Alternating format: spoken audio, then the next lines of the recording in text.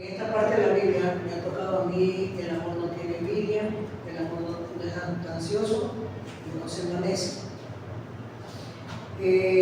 Cuando hablamos del amor, la verdad del caso es que me doy gracias porque me ha tocado justamente cosas íntimas mías. Dice que el amor no tiene envidia. En la Biblia encontramos cómo estos celos pueden ser dañinos si provienen de un corazón envidioso. Por ejemplo, ponemos de ejemplo a Caín cuando tuvo celos de su hermano, de Abel, porque por sus obras y ofrendas eran mejores y terminó asesinándolo. Eso lo encontramos en la primera de Juan, en 3, 11, 12. El segundo ejemplo que ponemos también son los hijos de Jacob, que vendieron a su hermano José a los madianitas por celos y envidia a sí mismo. Y no nos olvidemos que Jesús nunca hizo nada por la envidia a nadie. Jesús simplemente obedeció como el buen hijo y lo hizo todo por amor a nosotros. Muchas veces cuando cogemos un cargo, muchas veces nos queremos realzar y muchas veces las demás personas los envidian de ver que tienen ese cargo por aquí y por allá. Y leyendo la Biblia me he dado cuenta que nosotros, entre más Dios nos usa, nosotros debemos ser más pequeñitos ante los demás.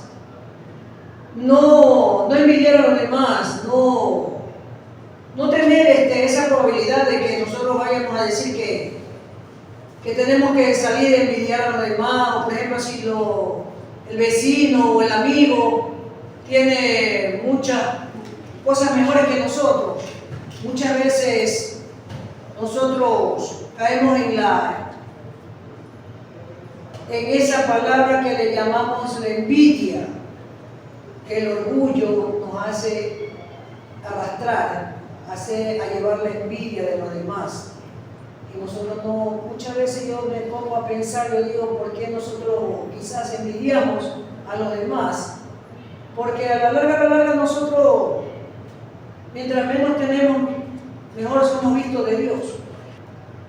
Un ejemplo, que por el motivo nosotros los pobres quizás descansamos mejor que las personas millonarias, porque las personas millonarias están con un ojo cerrado y el otro abierto. ¿Por qué? Porque no saben el momento que los secuestren, el momento que los maten, el momento que les roben. También nosotros vivimos en paz. Pero ni aún así, de todas maneras, muchas veces las personas nos guiamos a envidiar muchas veces las cosas de las demás personas. Lo digo por mí mismo, porque yo muchas veces sí se me ha dado a mí, muchas veces por la envidia de otras cosas, de que, por ejemplo, veo que otros tienen y yo no tengo, y muchas veces he envidiado algo que en realidad no he querido tener y no lo tengo yo y lo tienen otras personas. Entonces, en ocasiones podríamos llegar a pensar que de cierta manera la vida es injusta, porque que no nos han tratado muy bien, como se dice, que hay personas que sin tanto esfuerzo han obtenido mejores ofertas laborables que las nuestras. En su vida parecieran perfectas, por lo menos apartadamente, se ven mejores que nosotros. Entonces, sin saberlo, comienza a crear en el corazón de nosotros la envidia. Uno de los sentimientos que más ataca a la humanidad, causante de muchos males, y que a nosotros los creyentes nos limita el crecimiento espiritual. Estoy hablando acerca de la envidia. La envidia nos lleva a muchas cosas malas. Muchas personas, muchas veces nosotros creemos que estamos bien, pero en realidad estamos mal. Ese es un sentimiento negativo que ataca a la mente y el corazón de los hombres, que nos conduce a compararnos con los demás, buscando ver si nuestra realidad es mejor o peor que aquellas personas que nos rodean, que nos llevan a sentirnos vacíos, inconformes, molestos y hasta resentidos. Este sentimiento, que proviene de Satanás, nos nubla la visión, nos impide amar verdaderamente a nuestros prójimos, ya que nos incita a vivir en una queja permanente, por lo tanto nos aleja de la felicidad. Es una gran verdad, porque nosotros por estar, yo por ejemplo en el mundo, yo siempre trataba la manera de apartarme de las cosas, de buscar lo mejor, de tener eso de que yo quería ser mejor que muchas personas que tenían las cosas y yo no las tenía. Pero ahora en Cristo veo que las cosas son diferentes, porque en realidad yo veo que muchas veces las personas se mueren y no nos llevamos nada, que somos simplemente prestados en este mundo. Y que no, las personas ambicionan muchas veces cuando los padres mueren, se hartan de que esos son de ellos, y comienzan la repartición y las cosas, y entre ellos mismos le envidia las cosas. Quizás en mi persona pasó casi lo mismo. Bueno, murió mi madre, mis cosas me la botaron afuera, cada quien se llevó lo que más podía. Y la envidia le llegó a tanto que entre ellos mismos se querían matar ahí con las cosas. Y estando en Cristo Jesús me ha enseñado muchas cosas, y ahora que estoy leyendo la palabra, me doy cuenta de que en realidad nosotros no debemos de envidiar nada, de llenarnos de ese orgullo, de esa jactación, de querer tener las cosas que nosotros no tenemos, que envidiamos otras cosas mejores que Dios tiene. No. Ahora, hoy por hoy me conformo con lo que Dios me da y trato la manera hoy por hoy de vivir a la manera de Cristo, ya no en la manera del mundo, que antes me desesperaba quizás por ir en malos caminos, haciendo maldades en el camino por obtener plata, para andar en malos pasos. ¿Ya?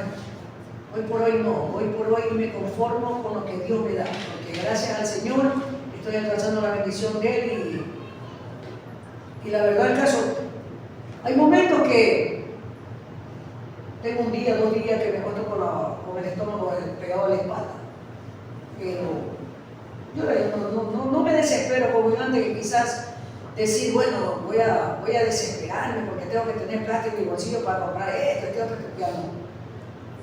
Si hay, y si no hay, pues bendito y alabado sea Dios. A pesar que todavía se le dio a mi padre, tengo hambre. ¿Qué hago? Y me pongo a orar. No falta un vecino, o si no me voy al dolarazo a lavar los platos y tengo mi almuerzo. Gracias, Señor. Por lo menos hoy día tuve que comer, digo yo. Y ahora no me desespero, ya no me desespero por tantas cosas. Dice, el amor no tiene envidia. Dice, el amor no es jactancioso. No podemos vivir bajo jactancia, la cual efectivamente describe a una persona que le gusta alabarse a sí mismo. Esa es otra cosa también que es malo ante los ojos de Dios. La jactancia, arrogancia, es que no sabe darle gloria a Dios por las cosas que Él ha logrado, que tiene, sino que se lo atribuye a sus propios esfuerzos. No nos olvidemos que cuando Dios más nos usa, lo justo que yo estaba hablando, no nos olvidemos que cuando el Señor más nos usa, tenemos que hacernos los más pequeñitos en medio de los demás. Nada de que Dios me puso aquí, ni que Dios me puso acá. Tenemos que aprender a ser humildes. Justo lo que yo estaba casualmente hablando. Que muchas veces he visto hermanos, he visto personas que les dan puesto, les dan un nombramiento y se crecen. Se crecen como que toda la vida van a estar en ese puesto, como que toda la vida nunca van a salir de ahí. Y se les comienza a estirar como el pavo real, comienzan a estirarse las plumas. Y la jactancia es mala, yo digo, porque de verdad que no llegamos a nada, y mientras que nosotros humanos seamos jactanciosos, Dios nos mira de lejos. Dios no está de acuerdo con nosotros. Porque el amor es un don espiritual universal que el Señor nos ha regalado, nos ha dotado con el maravilloso la maravillosa capacidad de amar a otros a una manera profunda, verdadera, honesta, sin ataduras, sin perjuicios.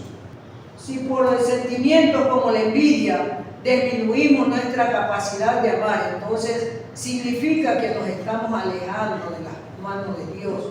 Cuando permites que sea la envidia y no la razón del Señor. Lo que nos ilumina las razones, tus pensamientos, tus acciones, es cuando debes hacer un alto a tu vida y meditar acerca de tus sentimientos. No envidies a quien tiene más capacidad, que tú jamás envidies a quien tiene más respaldo de Dios. No interfieras en los planes de tu Creador. Si en algún momento tu corazón ha sido invadido por alguien, sentimientos de envidia, recuerda que ese instante el amor puro que el Señor te ha dado expresa a ti como una creación única. Si tú quieres limpiar tu corazón de la envidia, lo primero que debes hacer es reconocer que eres presa de ese sentimiento. Y en ese mismo momento decirle a Dios que te ayude a desatar de tu envidia. Dios tiene un plan para tu vida. Diariamente recuerda que obrar en ese plan y entonces has cambiado positivamente. ¿De verdad? Es la pura y neta verdad, porque de verdad que mientras que nosotros estamos en las manos del Señor, somos victoriosos. Pero mientras que estamos fuera de las manos del Señor, no somos nadie. De verdad que yo hoy por hoy trato de ser un granito de mostaza del Señor, pedirle a diario a mi Dios que me cambie, ser otra clase de persona, seguir su mandato, que me ayude, que me enseñe así como le enseñó a sus apóstoles. Y no llegar a ser jactancioso, porque no sacamos nada siendo envidiosos de los demás o envidiar un puesto que no nos pertenece, sino que esperar nomás lo que Dios decide, lo que Dios mande. No se envanece. Significa estar inflado y en su sentido natural describe a una persona fanfarrona, una persona jactanciosa, es alguien de sus habilidades o logros, una persona que se envanece, refleja varias características pecaminosas, es alguien ansioso, orgulloso y altivo, altivez de ojos y orgullo de corazón, y pensamientos de impíos son pecados. Lo encontramos esto en Proverbios 21:4. No tenemos que rendirnos, tenemos que recordar que el precio a pagar por el sufrimiento de servirle a Cristo va a ser grande en el reino de los cielos. Y por amor a esas almas, sin esperar nada a cambio, para alcanzar vida eterna y más que suficiente para nosotros, porque de verdad, nosotros aquí en el mundo no esperamos nada de nadie, nada, porque aquí lo que vamos a... Yo al menos, yo en mi caso, yo lo que he recibido es insultos, golpes tras golpes, desprecio de la sociedad, desprecio de la familia, pero porque viví en el mundo, ¿ya? Pero ahora que estoy en las manos de Dios, yo le agradezco a Dios porque me sacó donde en realidad yo vivía en un mundo cochino, un mundo puerco. No me avergüenzo, porque ahora comprendo yo a los adictos. Ahora los comprendo una y mil veces porque a eso me arrastró a mí también. Estuve 15 años metido en la droga, robando, asaltando, asesorando.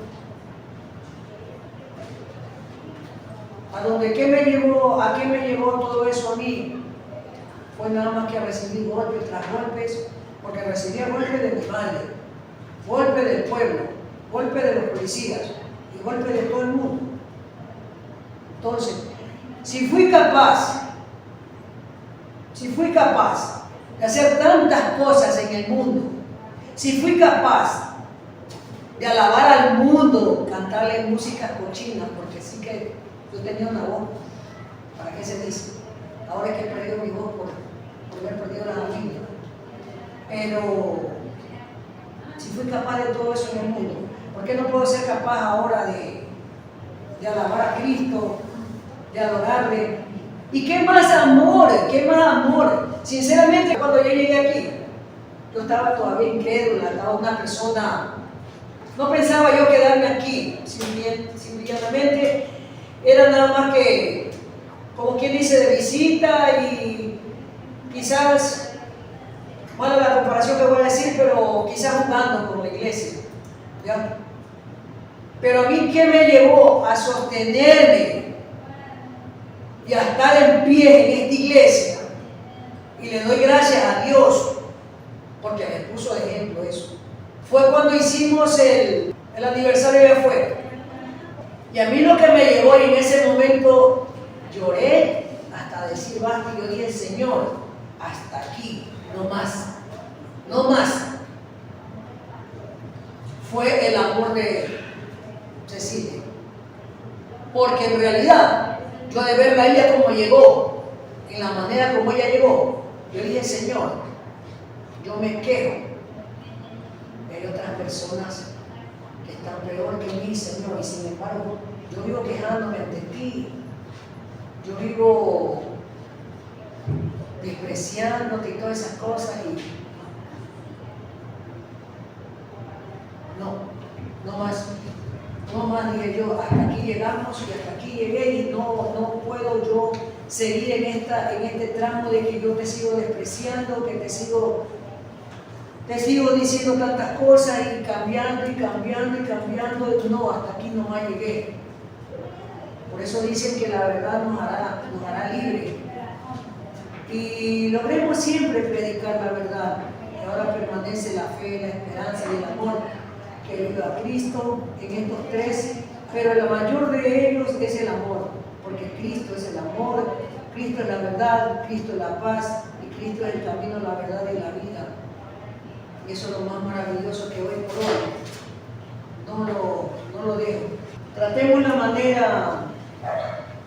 manera de ser más unidos, de ser más humildes, entregarnos verdaderamente a Dios, hacer la obra que verdaderamente Dios manda. Ayudémonos de unos a otros. Salgamos a dar la palabra, porque hay gente que en realidad lo necesita afuera. ¿Y qué estamos haciendo nosotros? Nada. Vamos a ver lo que significa definición del orgullo. El orgullo, como dice aquí en el diccionario, hablando en la Real Academia, dice que significa altivez, soberbia, vanidad, autosuficiencia, arrogancia. Vemos que un ejemplo de lo que es la altivez podemos ver en Proverbios 21:4, donde habla el Señor de los ojos altivos, en Proverbios 21:4, donde dice, pues, los ojos altivos son aquellos que miran a los demás con superioridad. Mientras que el corazón orgulloso se refiere a aquellos que se sienten superiores a los demás. En otras palabras, este versículo nos enseña sobre la arrogancia y la maldad, que son fuentes del pecado, que son lo que contamina al hombre. Vemos también un ejemplo de lo que es se puede ver de la altivez y la soberbia en 1 de Juan 2:16, donde habla el Señor, que dice, porque todo lo que hay en el mundo, los deseos de la carne, los deseos de los ojos, otra vez vuelve a hablar sobre los ojos, y la gloria de la vida no proviene del Padre, sino del mundo. Porque vemos aquí en este pasaje que así estábamos en el mundo, llenos de puro orgullo, de vanidad, de vanagloria. Mirábamos a los demás por sobre nuestros hombros, ¿verdad? Veníamos arrastrando todo eso que a veces decimos, no tenemos orgullo, pero sí lo tenemos, porque este orgullo ya nace con nosotros. ¿Ven? Es un orgullo que viene desde el principio de la creación. Se origina, el orgullo es uno de los primeros pecados, dice la Biblia. Y vemos aquí un ejemplo maravilloso, una de las historias que el Señor nos habla aquí de cómo se origina el orgullo. Y lo vemos en el libro de Isaías 14, podemos ver desde el versículo 12 al 15. Nos habla de este ser Lucifer, que fue la caída de él por orgulloso. Vemos en este pasaje bíblico que el Señor lo hizo un ser maravilloso, un ser lleno de hermosura, de sabiduría, lo vistió de piedras preciosas, y él no le bastó eso y se enalteció. Dice la palabra del Señor ahí en Isaías que se enalteció, se llenó de iniquidad su corazón. Entonces vemos que Lucifer, que ahora es Satanás, él se llenó tanto de orgullo, quiso ser más que él, y Dios vio esto en él y fue arrojado, pero no conforme con eso, el Señor vio que él empezó a murmurar y a hablar allá en los cielos con los demás, y fue arrojado con todos sus ángeles. Entonces vemos que desde el principio vino o se originó el orgullo, y de esto venimos arrastrando nosotros en nuestras vidas. Esa iniquidad, por decirlo así, esta obra de la carne, este orgullo que es una rebelión contra Dios. Amén.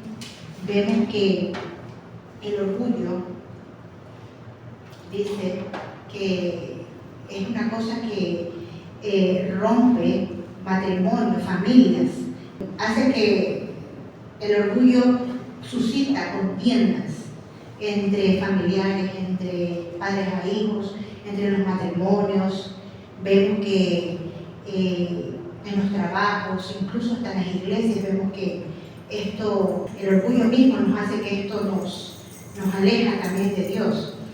Dice que en la amistad, por ejemplo, vemos que hay personas dicen así, pues no, yo tengo contado a mis amigos con los dedos de la mano, pero vemos que eso es un egoísmo, porque hacemos acepción de personas y vemos a esa persona, queremos ver más, o sea, esperamos más de esa persona, pero no nos vemos que nosotros también estamos mal, y por eso perdemos amistades, incluso entre los vecinos.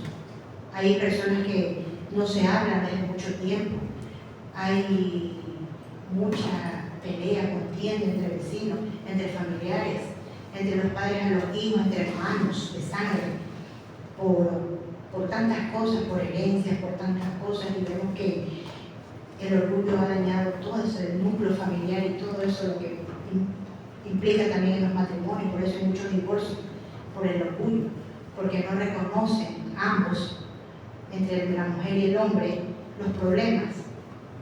Que uno dice, no, yo fui, no, tú fuiste, no, tú empezaste primero, pero no reconocemos que verdaderamente estamos mal, tanto el hombre como la mujer, porque a veces hay hombres y a veces hay mujeres, pero empezamos y nos llenamos de orgullo y empezamos a ver como quien dice, el error del otro, pero no nos vemos a nosotros mismos. Entonces vemos que entre los padres hacia hijos también hay muchos problemas de hijos orgullosos. Hay muchos padres también que son así, y hay muchos problemas en los hogares por eso. Y bueno, vemos que el orgullo nos hace que no pidamos perdón, que no reconozcamos lo que verdaderamente nos está afectando a nosotros y nos impide reconciliarnos con esa persona, reconciliarnos con ese ser, incluso hasta con los hermanos nos cuesta.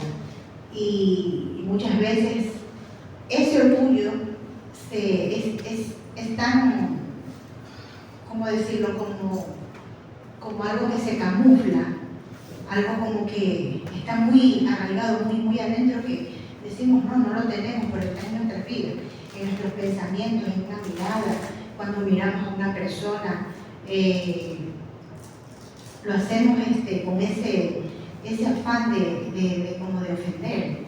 A veces decimos, no, si yo no lo ofendí, pero si yo no lo dije con palabras, pero lo dijiste con una mirada, lo dijiste con un gesto, lo dijiste hasta con tu pensamiento. Solamente Dios es el que conoce nuestro corazón y nuestros pensamientos, ¿verdad? Y vemos también que el orgullo es un ultraje hacia Dios, trae contiendas, es un engaño, viene arrasando todo esto de las concupiscencias que nosotros venimos arrastrando estas manifestaciones que son las obras de la carne. Así que vemos que es un claro ejemplo de la altivez cuando uno quiere ser más que otro. El orgullo nos ciega, nos hace que no oigamos al Señor, que no escuchemos la voz de Dios. El Señor a veces nos quiere decir cosas y no lo dejamos por nuestro orgullo, por nuestra dureza del corazón. Y para que el Señor pues nos use, que podamos ser escuchados por Él, tenemos que primero reconocer que estamos mal. Tenemos que poner en práctica todo lo que hemos venido aprendiendo de las hermanas, de lo que el Señor les ha dado a ellas, venir y ponerlo por obra y saber en qué estamos fallando. Porque si no lo hacemos, el Señor no nos va a escuchar nunca nuestro clamor, porque tenemos ese corazón todavía, como quien dice, sucio. Y como decía el salmista David, que decía: crea en mí, oh Dios, un corazón limpio y renueva un espíritu recto dentro de mí. Entonces vemos que el orgullo, lo opuesto al orgullo es la humildad. Tenemos que buscar al Señor con humildad, venir ante su presencia con humildad. Primero, viendo qué nos ha pasado en nuestra vida, viendo que lo que todos hemos venido viendo, de todo esto que el Señor nos ha hablado, que son manifiestas obras de la carne, que son envidias, peleos, pleitos, venimos viendo todo eso, lo que nos ha venido enseñando el Señor. Entonces reconozcamos delante de Él que el Señor quiere hacer grandes cosas en nuestras vidas y que nos dejemos usar, mis hermanas, porque el Señor dice en su palabra que el Señor mira de lejos al orgulloso y al humilde lo mira muy de cerca. Entonces, empecemos a reconocer y a pedir perdón, pero de corazón, a pedir perdón por todo lo que, no solamente aquí en la iglesia, no solamente con nuestros hermanos, sino con nuestros familiares, con nuestros padres, si en algún momento hemos tenido algún inconveniente, alguna cosa como guardada, un resentimiento. Entonces tenemos que empezar por eso, hermanas. Y yo no he venido a hablar de mí, o sea, sino que estoy exponiendo lo que el Señor nos ha dado a todos y la porción que me tocaba a mí. Pero yo, en verdad, cuando el Señor nos empezó a hablar a nosotros sobre esta palabra, sobre el orgullo, ¿qué era? Y de verdad que cuando yo empecé a escuchar y a meditar la palabra que el Señor nos había dado, entonces vino a mi memoria las cosas que habían pasado en mi juventud. Yo no podía perdonar a mi padrastro por motivos de cuestiones de adolescencia que pasé, pero el Señor es muy bueno. El Señor me dio la oportunidad de, antes de morir, pedirle perdón a Él por las cosas que a mí me había hecho. Entonces yo decía: ¿cuándo? Yo le iba a pedir perdón, pero el Señor en su palabra me fue tratando conmigo y entendí que ni por más que orara, ni por más que ayudara, ni por más que vigilara, si yo no pedía perdón, no fluía eso, la oración no llegó a en el techo.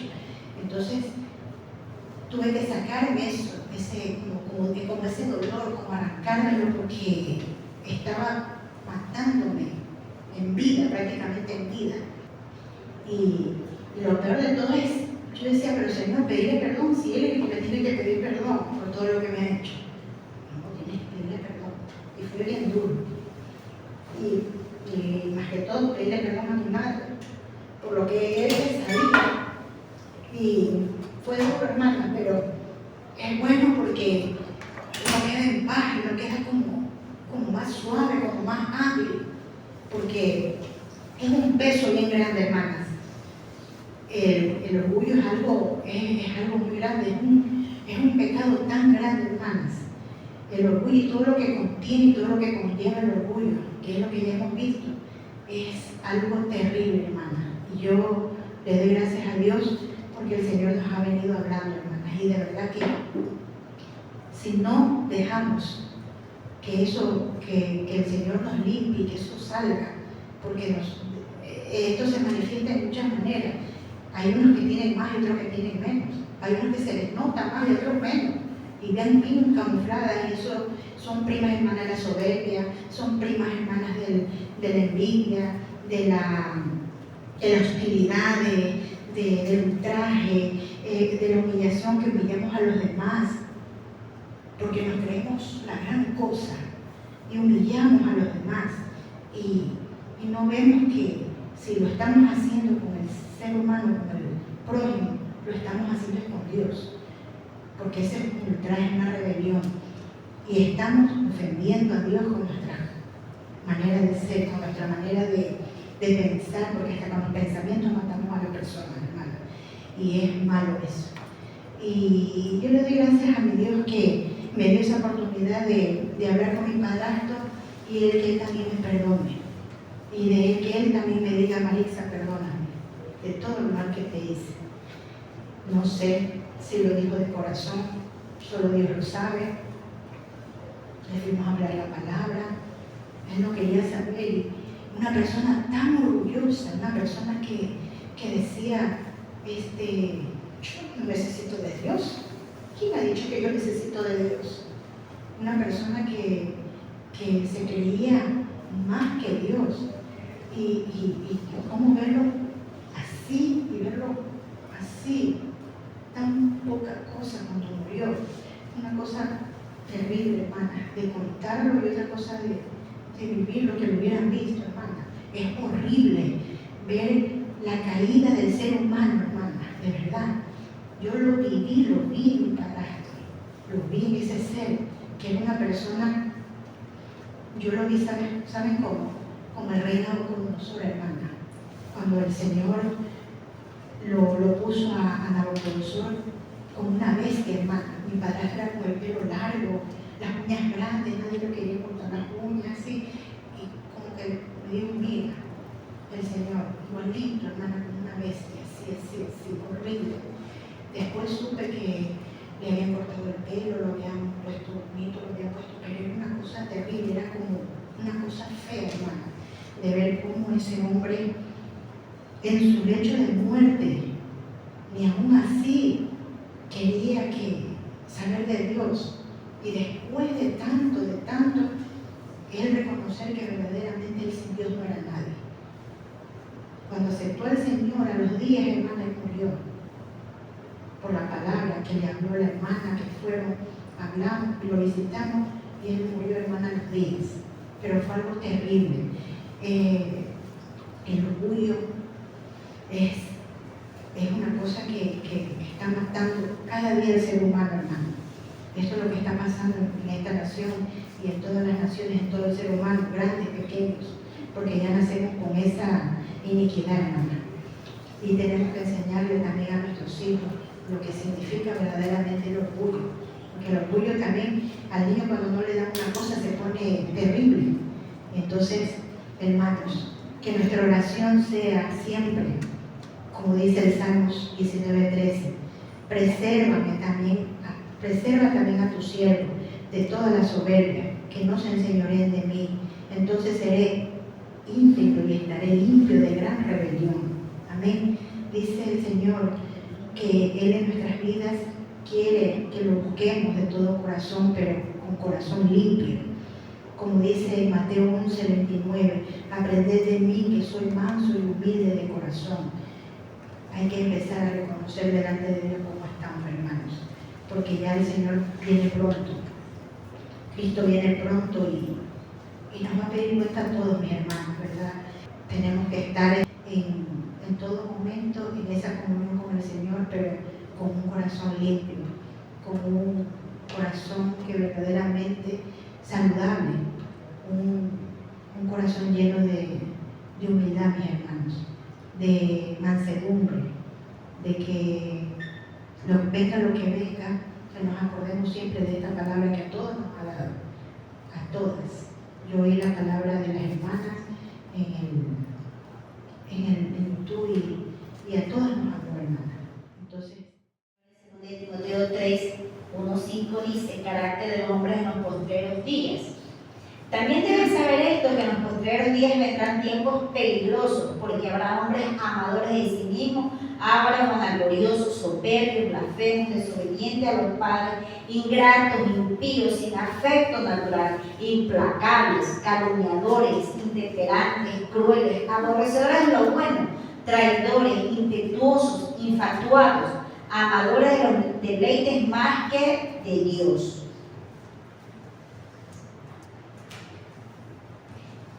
Hemos visto la primera vez que vimos que era el egoísmo. Ellos son los amadores de sí mismos y los ávaros. En el orgullo vemos a los vanagloriosos, a los soberbios, a los desobedientes, a los padres, a los ingratos, a los impíos, a los sin afecto natural, a los implacables, a los intemperantes. También están ahí a los blasfemos y los calumniadores, que son los que murmuran contra Dios. Y los aborrecedores de lo bueno, que son cuando están en rebelión. Todo eso está en Timoteo. Vimos el egoísmo, ya sabemos qué es el egoísmo, ¿verdad? Es un pecado que engloba todo en sí. Amén. Y se manifiesta en los niños, en los adolescentes, en los adultos mayores. De diferentes formas se manifiesta. Porque cuando uno quiere tener el control de alguien, tiene ese egoísmo. Cuando critica, cuando tiene odio, también se manifiesta en el orgullo, el egoísmo, en la ira, en la ambición. ¿Qué nos pregunta el Señor? ¿Soy yo una persona egoísta? ¿Qué dice en Proverbios 11:25? El alma generosa será prosperada, y el que saciare, él también será saciado. Eso es lo que quiere el Señor, que dejemos de ser egoístas. Porque en 1 Corintios 10:24 dice: ninguno busque su propio bien, sino el del otro. Amén. Ahí venimos a ver lo que era el orgullo. El orgullo, ¿qué es? El temor de Jehová es aborrecer el mal, la soberbia y la arrogancia, el camino y la boca perversa aborrezco, dice en Proverbios 8:13, los vanagloriosos.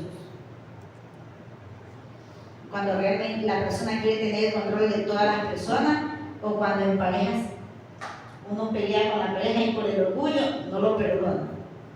¿Ven?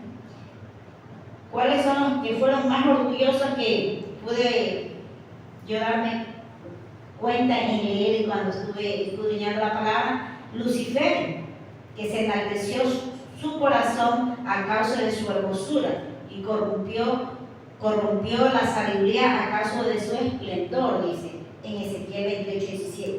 Faraón: ¿quién es Jehová para que yo oiga su voz y deje ir a Israel? Yo no conozco a Jehová ni tampoco dejaré ir a él. El orgullo de Faraón era grande, porque él era el que gobernaba todo y tenía bajo control al pueblo de Israel. Y como antes mencionó la hermana Marisa, a Nabucodonosor, que dijo: habló el rey y dijo: ¿no es esta la gran Babilonia que yo edifiqué para casa real con la fuerza de mi poder y para la gloria de mi majestad? ¿Quién era él? Simplemente un hombre, pero su orgullo le hizo decir eso. Por eso Dios le permitió que padeciera todo lo que padeció y sufriera el castigo de convertirse prácticamente en una bestia. Amén. Todas esas cosas tenemos que irlas desechando. A veces es difícil soltarlo, créanse, porque nos engañamos a nosotros mismos y creemos que no tenemos orgullo, pero lo tenemos. Pero es necesario soltar. ¿Qué dice en Santiago? Pero él da mayor gracia Por esto dice, Dios resiste a los soberbios y da gracia a los humildes. Aquí hay un concepto de cada una de las cosas y los caracteres de los hombres de los últimos tiempos. Los desobedientes a los padres, que no acatan las instrucciones o órdenes que se les dan, que desobedecen, son contumaz, obcecados en sus ideas. La desobediencia es fallar al seguir las leyes de Dios. El ingrato es un rechazo de Dios, es un rechazo de Él como creador y gobernador de todas las cosas. Es un rechazo de Dios como el dador de la vida, el dador de toda bendición, ya sea esperada o inesperada, placentera o dolorosa. También tenemos a los que decían sin afecto natural, son poco amables, sin corazón, faltos de amor natural, cuidado de los hermanos cristianos, el uno hacia el otro, todos siendo hijos del mismo Padre. Los implacables son muy severos o rígidos, que no se puede aplacar o moderar. Los intemperantes se refiere a aquellas personas que no tienen autocontrol y que se dejan llevar por sus pasiones y deseos. En la Biblia el concepto de intemperancia se relaciona con la tentación y el pecado, ya que el incontrol de uno mismo puede destruir a la persona. El cruel, el que se deleita en hacer sufrir o se complace en los padecimientos ajenos. Bueno, aquí yo tengo la murmuración que les estuve enseñando a los jóvenes. O sea, porque es necesario, porque también estaban ahí los calumniadores y los blasfemos. Atribuir falsa, maliciosamente o a alguien palabras, actos o intención deshonrosas. Y los blasfemos, palabra o expresión injuriosa que se dice contra Dios o contra alguien. Esta acción que puede limitar el poder de Dios en tu vida. En realidad las personas que murmuran no suben espiritualmente, no alcanzan el estado espiritual que Dios quiere que alcancen. Y tenemos en Levítico 19, 16, 18 que no andarás chismeando entre tu pueblo, no atentarás contra la vida de tu prójimo. Yo Jehová hice. Y en Salmos 34, 13, guarda tu lengua del mal y tus labios de hablar engaño. Y en Éxodo 23, 1, no admitirás falso rumor, no te concertarás con el impío para ser testigo. Hacer todo sin murmuraciones, dice en Filipenses del 2, del 14 al 15. Si no edificamos murmurando, no lo digamos, no lo veamos, no lo escuchemos. Santiago 4:11, hermanos, no murmuréis los unos a los otros. El que murmura del hermano y juzga a su hermano, murmura de la ley y juzga a la ley. Pero si tú juzgas a la ley, no eres hacedor de la ley, sino juez. También tenemos al impío, una actitud rebelde que se opone a la sujeción y el conocimiento de Dios de una manera consciente, en contra de lo que se le debe al Creador. El aborrecer significa tener una fuerte aversión o desprecio hacia algo. Este sentimiento puede ser dirigido hacia una persona. Los traidores, persona que engaña o hace daño a alguien que ha depositado en ella su confianza o que viola la lealtad y fidelidad debida, por ejemplo, a su país o gobernante. Los impetuosos, fuerza que arrebata de forma violenta y lanza a determinada acción. Los infatuados, hacer que a alguien le falte el sentido común o que adquiera una vanidad infundada. Es que es necesario cada palabra, como dice nuestro pastor, cada palabra tiene su significado. Y a veces leemos la Biblia y no buscamos en sí el significado y por eso no podemos entender y por eso a veces no lo aplicamos a nuestra vida y decimos, no, si yo no soy así. Pero cuando ya leemos el significado, cuando ya entendemos, no, yo también soy así. En el carácter de los últimos tiempos, hombre, está la rebelión. Por eso es que hay muchos que están afuera.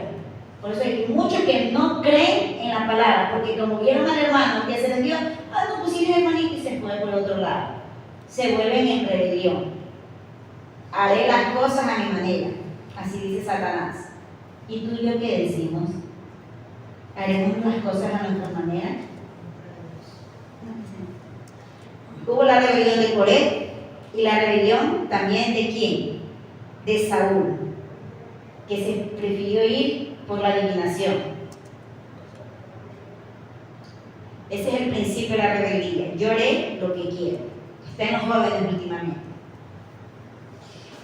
Pero para desechar todo eso, para quitarnos toda esa rebelión, para poder desechar todo eso, hay algo tan importante que es el fundamento que está en la palabra de Dios, que es el amor. Sin amor tenemos todo eso. Porque en sí el amor es la base, porque el Señor creó el mundo ¿por qué? Por amor. Por amor creó todo lo que está alrededor de nosotros, por amor. Ese es el fundamento, el amor. Y que vamos a ver las primicias del amor. Eso es lo que vamos a ver y ahora le voy a pedir a la hermana. Yo quería decirle lo que significaba primicia del amor. Privilegio, excepción y ventaja. ¿Qué tenemos nosotros? Un privilegio, una excepción que el Señor nos hace a nosotros y una ventaja, ¿verdad? Como les dije, es la base de toda la obra de Dios. Y entonces, para entender qué es realmente el amor que tenemos que tener nosotros, vamos a pedirle a la hermana Nancy cómo comienza el amor. Entonces la hermana trae el mensaje hoy día del amor. El amor sufrido y el amor benigno. En Corintios, ¿qué dice la preeminencia del amor? Y yo tengo el tema, el amor es sufrido, el amor es benigno. ¿Ven? Tenemos en 1 Corintios 13, 4. El tema es la preeminencia del amor. Eso está en 1 Corintios 13, 4. ¿Ven? Nos habla, dice que el amor es sufrido, el amor es benigno. ¿Ven? Aquí nos hablaba el Corintios, nos habla Pablo a la iglesia de los Corintios, porque había muchas cosas. ¿Verdad que Dios nos ama tanto que usa a su siervo para hacernos entender que verdad que aunque estamos en Cristo, pero hay muchas cosas que ya no tenemos que tener nosotros? ¿Ven? Dice Pablo, se refiere a la iglesia de los Corintios, una carta escrita a los cristianos. O a la iglesia de los Corintios, a mantener su fe en Jesucristo y a no regresar a sus antiguas costumbres. Amén. Porque, verdad, hermanos, estamos en los caminos del Señor, pero a veces nos olvidamos y poquito a poco va entrando cosas que a Dios no le agradan. Y que Él quiere que saquemos ya de nuestros corazones y saquemos todo lo que ya no le pertenece a Él para poderle servir, porque estamos con el único propósito de ¿qué? De ver a Cristo, que cuando Cristo venga estemos preparados y no tengamos nada en nosotros para poder estar con Él. ¿Amén? Y nos hablas del amor, dice. El amor es sufrido. ¿Qué es el amor sufrido? Dice que es soportar, ser paciente. No debe importarnos por nosotros, sino por los demás. ¿Verdad, hermanos? El amor de Dios nos está enseñando ahora que, como dice aquí, es sufrido, pero que tenemos que soportar, aprender a soportar de lo que venga. A veces no reaccionar en el momento, decir, o algo que nos hacen, o algo que nos digan, enseguida reaccionar. No, ¿qué dice? Soportar. Eso es lo que el Señor nos enseña, a soportarnos unos a los otros. Ser pacientes, tener paciencia, no alterarnos enseguida y reaccionamos, sino tener esa paciencia que el Señor nos da. Dice, no debe importarnos por nosotros mismos, sino por los demás. No ver el bien de nosotros, sino el de los demás. ¿Cómo vamos a reaccionar delante de otra persona? Ahí nosotros estamos enseñando qué es el amor. Pero si nosotros reaccionamos, nos alteramos en el momento, no hay amor, ahí no estamos viendo el amor. Entonces, ¿qué tenemos que soportar? Vemos en Romanos 8:32. El que no escatimó ni a su propio Hijo, sino que lo entregó por todos nosotros, como nos dará también con Él todas las cosas. Dice, ¿Quién acusará a los escogidos de Dios? Dios es el que justifica. ¿Quién es el que condenará? Cristo es el que murió. Mas aún el que también resucitó, el que además está a la diestra de Dios, el que también intercede por nosotros, ¿quién nos separará del amor de Cristo? Tribulación o angustia, o persecución, o hambre, o desnudez, o peligro, o espada, como está escrito, dice. Por causa de ti somos muertos todo el tiempo, somos contados como ovejas de matadero. Antes en todas estas cosas somos más que vencedores, por medio de aquel que nos amó, por cual estoy seguro de que ni la muerte ni la vida, ni ángeles ni principados, ni potestades, ni lo presente ni lo porvenir, ni lo alto ni lo profundo, ni ninguna otra cosa creada nos podrá separar del amor de Dios, que es en Cristo Jesús, Señor nuestro. Amén. ¿Qué nos está hablando aquí? Dice que Él no escatimó, dice, ni a su propio Hijo, sino que lo entregó. ¿Por qué? Por amor a nosotros. Él nos está dando un claro ejemplo de amor, que Él dio su Hijo para darnos vida a nosotros. Entonces, ¿cuánto más nosotros, si Él nos dio esa vida, dar ese amor por cada uno y dar vivir ese amor, como dice el amor sufrido, que soportándonos los unos a los otros? Dice, nada nos podrá separar del amor de Dios, ni tribulación, ni angustia, ni persecución, ni hambre, ni desnudez, ni peligro. Nada puede separarnos del amor de Dios. Porque pasamos tribulaciones, angustias, pero estamos aquí. Pero un día vamos a estar ahí con Cristo y nos vamos a gozar. Aquí tenemos tribulaciones, tenemos angustias, pero si nosotros somos perseverantes, ¿qué vamos a ver? La gloria de Dios. ¿Un día para qué? Para estar con Él. En Mateo 26, 39. Yendo un poco adelante, se postró sobre su rostro, orando y diciendo: Padre mío, si es posible, pase de mí esta copa, pero no sea como yo quiero, sino como tú. Miren como Él dice aquí: si es posible, pase de mí. ¿Pero qué dice? No es como yo quiero, sino es como según la voluntad del Padre. Amén. Entonces, que Él hizo todo. ¿Por qué? Por dar su vida. Él no escatimó en dar su vida por nosotros. Amén. Benigno es todo lo bueno, dice, que debemos comprender la forma que Dios nos muestra su amor. Vemos todo lo bueno, que debemos estar llenos del Espíritu Santo para poder soportar lo que venga. Bendito Dios. Como Esteban, vemos en Hechos 7:55. Pero Esteban, lleno del Espíritu Santo, puesto los ojos en el cielo, vio la gloria de Dios y a Jesús que estaba a la diestra de Dios.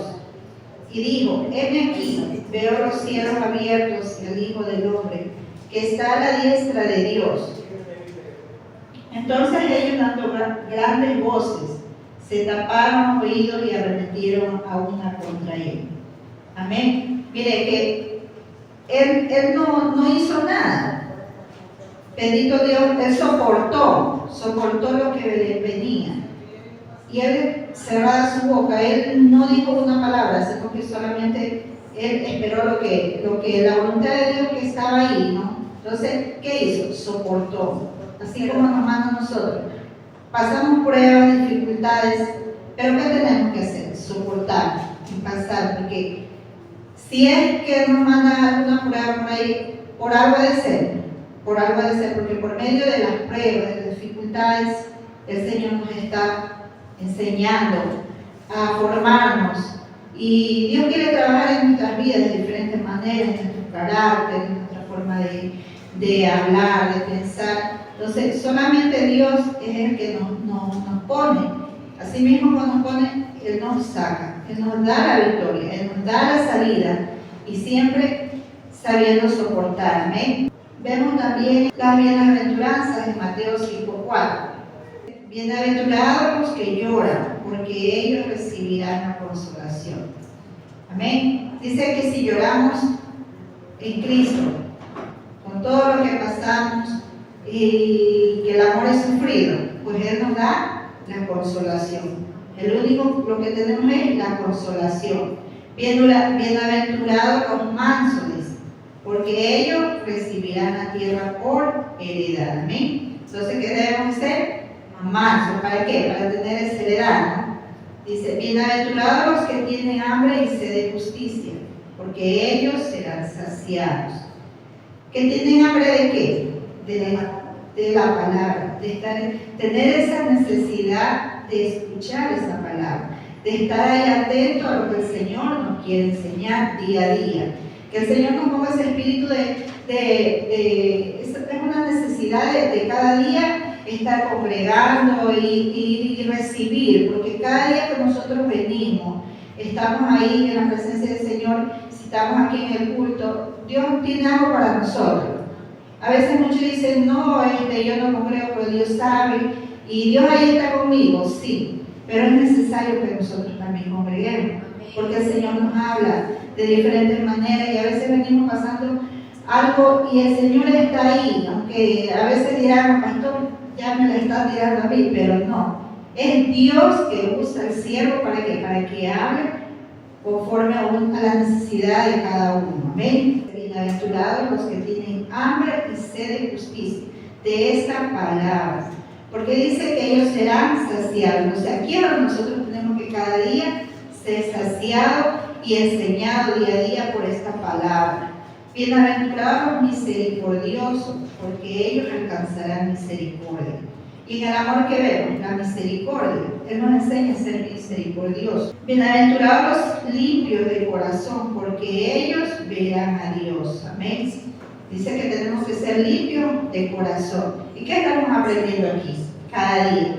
El Señor está sacando esas cositas que hemos tenido guardadas, que no decimos no tenemos, sí, las hemos tenido. Y el Señor está, como que dice, haciendo una limpieza en nuestro corazón y sacando día a día lo que ya no quiere que tengamos. Amén. Bienaventurados los pacificadores, porque ellos serán llamados hijos de Dios. Amén. ¿Qué nos dice los pacificadores? Es decir, ser pacientes.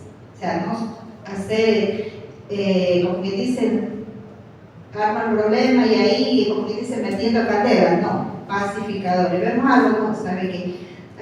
Mira, esto es así, no tratar de más bien pacificar las cosas y no encender, como que dice, la llama. Eso es lo que el Señor nos llama y cada día nos enseña. Bienaventurados los que padecen persecución por causa de la justicia, porque de ellos es el reino de los cielos. Amén. Bendito Dios, esto es lo que nos enseña en la bienaventuranza, como el Señor aquí nos está mostrando ese amor para con cada uno de nosotros. El término benigno se refiere también a una afección de tumor, crecimiento que no es canceroso, no hace daño, porque verdad, a veces que dice benigno, todo lo bueno, ¿verdad? Por ejemplo, algo malo que a veces en lo que es en nuestro cuerpo, por ejemplo, que dice tiene algo maligno. ¿Qué hace lo maligno? Hace daño y nos va destruyendo nuestro cuerpo, se va realizando y no solo una parte, va buscando otros lados. Entonces, ¿qué nos da a entender aquí? Que eso es lo malo, que no seamos nosotros que teniendo eso malo ir dañando, no, sino que tener todo lo bueno para que para cada día estar bien. De la benignidad, por ejemplo, hay un ejemplo de lo bueno en José. Por ejemplo, dice la bondad que él tuvo. Él tuvo el poder, porque cuando los hermanos lo vendieron y él tuvo el poder, llegó al poder, y cuando los hermanos fueron a pedirle a él podía haber cobrado venganza sobre lo que ellos le hicieron, pero la bondad de Dios que llegó a su corazón no les permitió hacer eso. Entonces ahí vemos la benignidad. Dice que la bondad y la reconciliación Dios le puso ahí. ¿Para qué? Para que ellos se reconciliaran. ¿Qué vemos ahí? Lo bueno. O sea, que no pudo dañar su corazón aún con lo que le habían hecho. no dañó el corazón, sino que él hizo lo bueno y dio a demostrar que aunque le hicieron daño, pero él tuvo ese amor para sus hermanos, para su padre, y él fue de bendición para su familia. Amén. Eso es lo que nos enseña la benignidad. Enseñó a perdonar. Él pudo perdonar a sus hermanos. Amén. Vemos en Colosenses 3:3, soportándonos unos a otros y perdonándonos unos a otros. Si alguno tuviera queja contra otro, de la manera que Cristo os perdonó, así también hacedlo vosotros. Y sobre todas estas cosas, vestidos de amor, que es el vínculo perfecto. Miren, que Él perdonó. José perdonó a sus hermanos, así mismo nos enseña. Como Cristo os perdonó, dice, así también vosotros perdonad. En nosotros, que Él nos está enseñando, como Cristo perdonó. Nos da ejemplo de José perdonó a sus hermanos. Así mismo Cristo nos ha perdonado a nosotros, porque nosotros vinimos con muchos errores, con muchos pecados, con muchas fallas. Y Él nos ha perdonado. Entonces, ¿cuánto más nosotros no perdonar? Que el Señor nos ayude cada día para tener y poder perdonar, aunque nos vengan cosas, pero que nos enseñe cada día a perdonar. ¿Para qué? Para tener ese amor. Dice, sobre todas estas cosas, vestidos de amor, que es el vínculo perfecto. Esto es lo que Dios quiere, que nos vistamos de ese amor, aunque con todas estas adversidades, con pruebas, pero que nos vistamos de ese amor. Eso es lo que quiere de nosotros, que mostremos ese amor, que sea todo lo bueno, que aprendamos a soportar. Amén. El amor es paciente, el amor es bondadoso. El amor no es envidioso, ni jactancioso, ni arrogante, ni grosero. Todo lo soporta. El amor es sufrido. Bendito Dios. Ese es el amor que cada día nos enseña. Y así, ¿cómo podría practicar la benignidad como hijos de Dios? ¿Qué tenemos que ser? Amables. Ayudar a los demás. Bendito Dios, practicar la empatía, escuchar a los demás, aprender a escuchar. Porque a veces nosotros queremos hablar y a veces no sabemos escuchar. Y a veces, ¿verdad, hermanos, que están pasando problemas? Y Dios nos pone ahí, pero es por algo. O sea, es para que escuchemos, para que le ayudemos, hermanos, en oración. Te pasan una prueba. Nosotros somos, como hermanos que somos, ayudarnos los unos a los otros para orar por ellos, ¿sí? Y no juzgar por lo que vemos, porque la verdad nosotros vemos algo, pero no es conforme lo vemos y juzgamos a la ligera. No criticar, como decía la hermana, todas estas cosas van ahí en la crítica. No compartamos. Si estamos viendo que está diciendo algo malo, pues no, mejor alejémonos, porque si escuchamos, ¿qué estamos haciendo? Ya estamos compartiendo. Amén. Esto es lo que nos enseña el Señor sobre el amor sufrido, el amor benigno, que es todo lo bueno que debemos saber soportar de lo que venga, porque el Señor nos tiene preparado, dice, morada de iglesia. Entonces, para estar un día en las moradas, que tenemos que soportar. Soportemos, hermanos, lo que venga en el transcurso de porque van a venir muchas cosas, porque va a decir fácil decirlo, pero hay muchas cosas que a veces en el camino queremos desmayar, pero decimos solamente con la ayuda de Dios el Señor nos ayuda a avanzar. Amén.